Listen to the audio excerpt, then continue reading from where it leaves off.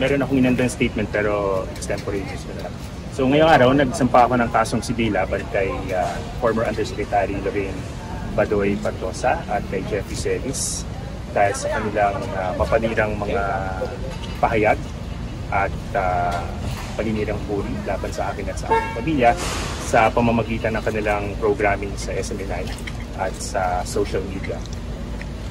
Ito ay kasong sibil lamang at hindi ako magsasampa ng kasong kriminal sa ngayon dahil tutol ako sa criminalization ng libel dahil tingin ko ito'y ginagamit sa pangilipid din sa legitimate media.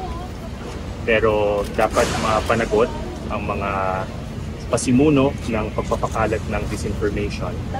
Lalo't kung hindi ito pipigilan, ito ay maaaring magkaroon ng matinding epekto hindi lamang sa kalusugan ng aking pamilya kundi sa demokrasya sa kabuuan.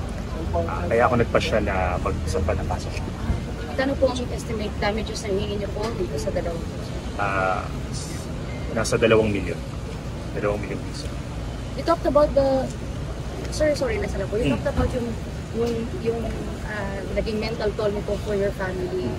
Gusto po si Ma'am after she filed the case? Tanong siya. Okay naman. I mean, sa kabuuan, alam niyo naman kung gaano kahirap. Minsan may nakakaaway lang tayo sa social media, nakaka-stress. Diba? Pero sa kasong ito, meron pang dagdag na problema doon sa kaligtasan ng mga nare-red-tag. Dahil alam natin at nakikita natin kung ano yung nagiging epekto nito lalo sa mga walang yaman. Bagamat ako naman ay hindi partikular na nangangamba sa aking buhay, palagay ko meron akong pribilehiyo na magkaroon ng malakas na support system. Importante pa rin na yung mga may kakayanan ay gawin yung ganito at manindigan para sa mga walang kakayanan. Ipagtanggol ng kanilang sarili.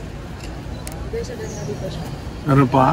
Bakit ho importante na dalhin sa korte yung issue ng red tagging? Para yun sa accountability.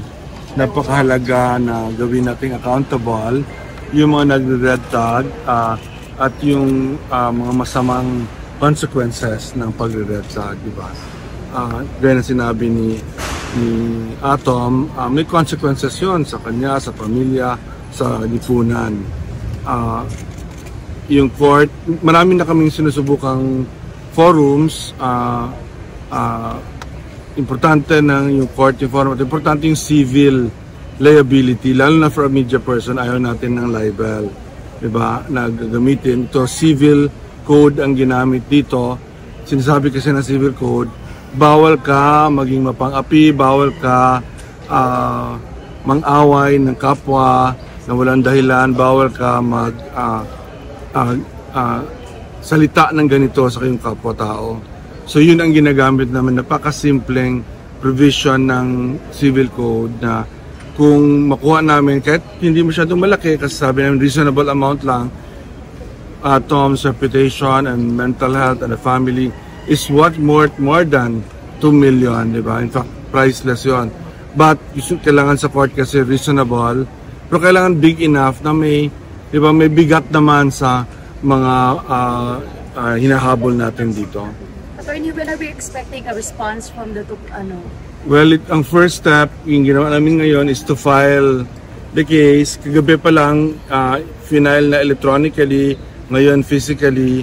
Within the week, kasi Monday. Yes, so within the week, baka nga today, I don't know kung kailan i-raffle yung case. So we will know the judge. After that, i-order yung respondent, maybe in 2 or 3 weeks, 1 month at the most, makukuha na ng respondents na sila yung defendants na kailangan sila sumagot dito.